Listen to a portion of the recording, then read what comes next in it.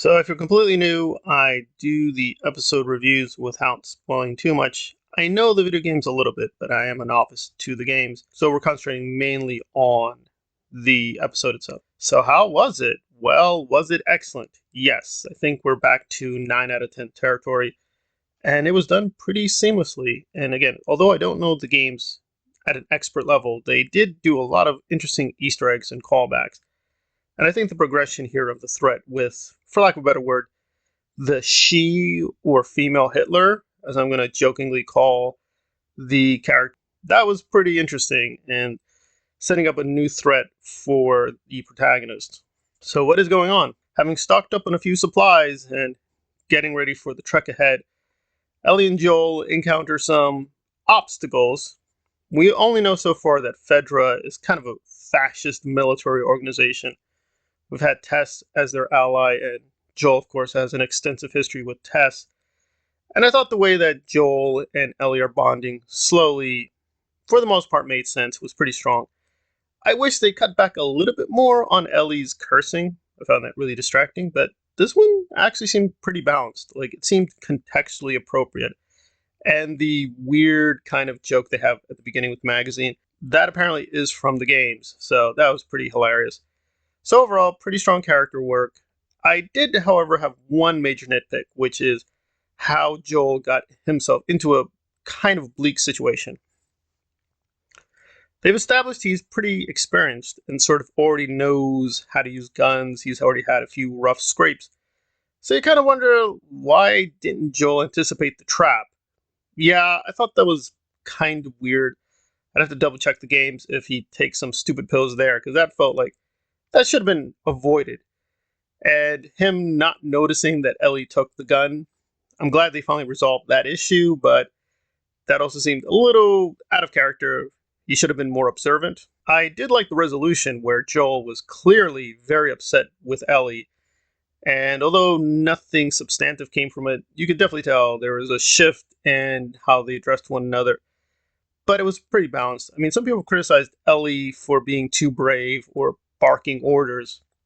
That is definitely not the case in this episode. Without revealing too much, she is very frightened at several different points. So I think they're showing a very balanced picture of Ellie. Maybe it's a little too snarky for some people. I do agree her being this witty sometimes feels unnatural.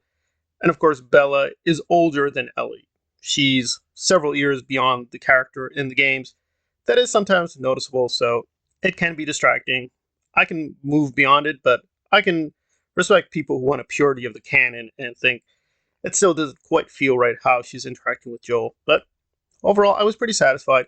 And the way the subplots have been set up with, quote, the she Hitler and her authoritarian mannerisms, I do have some questions about the world building in terms of, well, how is this new group organized exactly? Don't they have a good system to check up on people? Because they seem actually surprised that they lost one of their people. And I'm like, really? I mean, it's the apocalypse. You should expect some casualties. And so her being very emotive about that loss, okay, it gives her a human touch. I mean, yes, Hitler can cry. So being a Yahtzee doesn't mean you don't have any emotions. It just felt a little too silly to try to give us a lot about the character really quickly. I would have preferred, let's just spend a little bit more time with her organically with this episode and the next episode.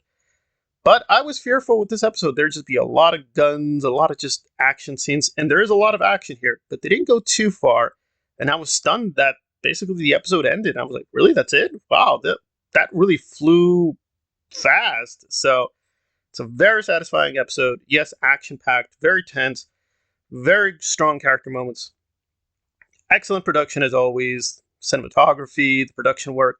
Yes, this is Canada.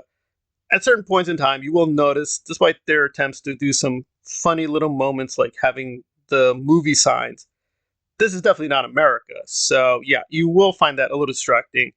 I haven't been to all parts of America, but I've been here long enough to know, like, yeah, this doesn't really feel like an American city. But I think they did a good enough job that they could fool you. So, overall production design, music, very, very strong. I'm more into rap as well as classical music, so them leaning on rock music too much felt a little silly. I mean, I don't mind it, but I'm more of a Rolling Stone, Rage Against the Machine type of person, so I kind of hope they expand the musical choices up ahead, but that's a small nitpick. Strong episode, 9 out of 10. Please go see it. Don't deny yourself. TLOU is the real deal. The hype is very much justified for this series.